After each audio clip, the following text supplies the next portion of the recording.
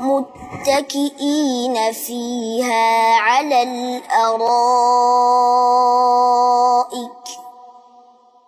لا يرون فيها شمسا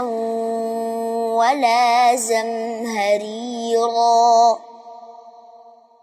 ودانية عليهم ظلالها وذللت قطوفها تذليلا ويطاف عليهم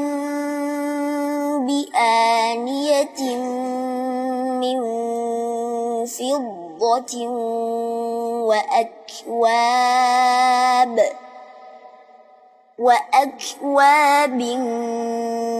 كانت